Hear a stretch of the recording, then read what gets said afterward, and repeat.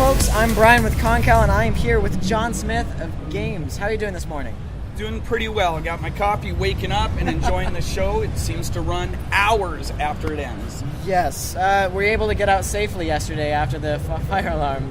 Yes, we were ushered out these side doors. It's nice being right by them, but we had no idea that it was that urgent. We thought, oh, it's like high school. It's like a drill. No, these guys were serious. They walked us out and across the street. Into the park, into the shade.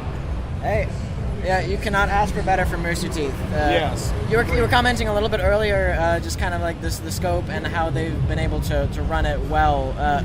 How does this compare to other venues that you've been to? So I don't want to knock any trade shows because they're all great, but I have to say that compared to others, this is probably one of the best run shows I've ever been to. The Guardians, all the volunteers, they're helpful. They want to make sure the show runs great, keep the traffic flowing, answer questions. And in this case, when we had a fire drill, they pulled us all out the door with a smile on their face, but with urgency. So well run. And man, the fans, this is the best fans in the world. There is no doubt. No doubt. Yeah, and no bias here either, so. No bias here, but truly the best fans in the world. Bar none. Cool. So, I know of Gaems a little bit. I've only been introduced to your products through Rooster Teeth and through kind of some of their live stream stuff. And I think Ryan ran off of a Gaems pad for a while when he didn't have a desk. So, nice. For those who don't know, can you kind of talk to what Gaems is and does? Well, Dean and myself, Dean's the other co-founder with me, we are hardcore gamers first and foremost. We game together. I worked at Microsoft Xbox and he was a software implementer. And when we decided we wanted a better gaming monitor, it was kind of strange. Nobody wanted to build one. So what we said is we can do it ourselves. And by better, we meant we wanted something that met multiple needs. So one, had to perform. So that means it has to be high quality, has to be fast. We can't quite get CRT fast, but we'll keep trying. And it had to be portable because both of us as professionals wanted to be able to game anywhere. Yeah. What happened is through all of the R&D and the building of the product, we came up with what a lot of people tell us is the Swiss Army knife of gaming monitors. They say, I bought your product thinking I was going to take it to my friend's house, and yet 70% of them never leave the home. And they say they game on it every day, and they never use their gaming system that they had before. They say they prefer it.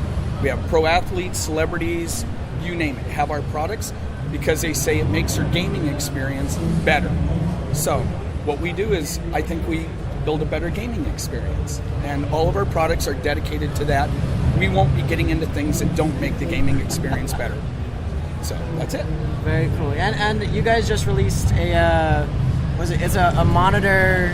The monitor just came out, or I'm blanking on exactly what it was. So well, we announced 2 new monitors that we will be releasing. One of them's 24-inch pro quality. I'm sure you'll see it all over the place. Many a pro gamer will have this one before the end of the year. They're in beta around the Rooster Teeth show. So that's one. The other one is a 15.5, sort of a tablet size, 2 pounds. It's kind of like bringing a second screen with you everywhere. So if you're a PC gamer, you can now flip open a 15.5 monitor that doesn't weigh anything in your bag, and then you can just enjoy gaming with 2 monitors like you probably have at home, except a little smaller. That also works with your phone. It extends your tablet, and most importantly, it works with your consoles. It's USB powered, so you don't even need to plug it in. You plug it into the device that you got. We do give you a plug in case you want to plug it into a wall, but... Have you noticed any drops in frame rates because of that, or have you guys worked to kind of work those kinks out of the system? So our 15.5 is about 90% ready for release. It's fast. And when you talk about drop frame rates, no. Games would never allow that. Cool. So the answer to that is always no. We strive on having the best performance monitors out there, whether it's for one person's personal use or a tournament use. So you'll see us on stages at some point, but we're still working out some of the kinks in the 24-inch, which is blistering fast as is, but we have to work with other companies because sometimes their software and their firmware doesn't want to play nice with ours. We try to tell people we can get better performance if you just work with us, and if they don't, we'll do it anyway. We'll fix it ourselves. So you guys are essentially kind of like making headway in the gaming industry and kind of shaping it bits and pieces.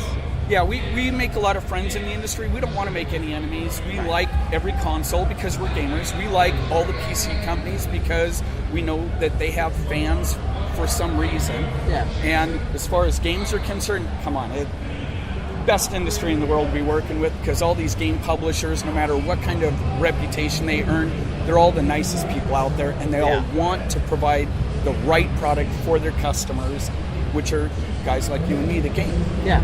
So you're saying you're a hardcore gamer, and we're talking about fans. So what's your number one game that, like, if you could play that forever, that'd be your game? And what console?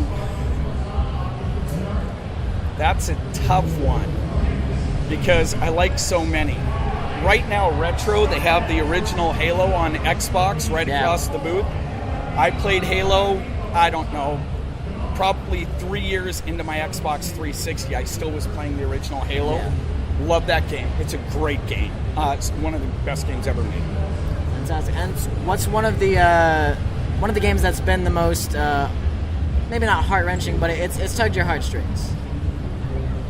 Tugged my heartstrings? You mean like made me angry because I couldn't beat it, or made me incredibly happy, or sad that it could have been better? There's so many things that I could take that. All right, so let's go emotional in the sense of it made you angry first. Vampire Rain. What about it made it that way for you? It's Vampire Rain. I don't want to say anything else. I'm seeing people off camera nodding their heads.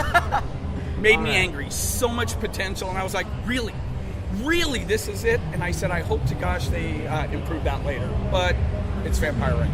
And then one that had a good storytelling that made you feel something. Actually, it's not going to make sense to everybody, but Battlefield 3. When I was going through the campaign, it's probably because of my background, people I know, and while I was playing it, thinking about the actual real life potential of something like that. Yeah. Not that I ever hope it happens, but otherwise emotional on that level. I don't know if anything's really tugged me. I just thought that was a good story. It was too short. That was a sad thing. I wish it would have gone longer. Yeah, I agree, and that was probably one of my favorite Battlefield games. Only because they do a good job of simulating the technology and the guns are using the right way. Yes, and the game and the online version of it was awesome. It was a great experience. A lot of the campaigns today aren't as engaging as they were in the past. Yeah. So very few captured it. That was the last one that actually captured it, and I was like, wow, I like this campaign.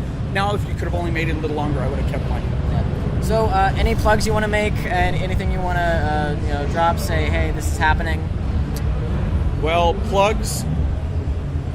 I don't know. 2 new products coming out, and anybody that is a core gamer or a business person out there, a YouTube personality, check out the 2 new products, because we know that our vanguards, we were talking about earlier, the ones that are built in the case that built the name for games, those are being used by streamers like Harley, Epic Mealtime, Epic Game Time. He used those to actually do his streaming. So we give people a tool that is not just used for gaming, and so people should check it out. And if you just want something lightweight to tote around and maybe sit on a plane and make this your media device and put it on a 15.5 screen, take your phone down, plug it into the 15.5 monitor, the bag and the monitor go on sale probably October at Best Buy, $199. You get a backpack and a 15.5 slave monitor that is fast. Room for your Xbox One even, so that means it fits everything else, including a small truck. And you can go ahead and even put the new 18-inch Alienware that's coming out, the laptop in there, with our screen. Cool. So it gives you some added ways to think about games. We're not just for console gaming anymore. Alrighty. Well, thank you guys for listening. I'm Brian with Constantly Calibrating. You can find us at constantlycalibrating.com or find us on iTunes, and we will see you later. Have a good day.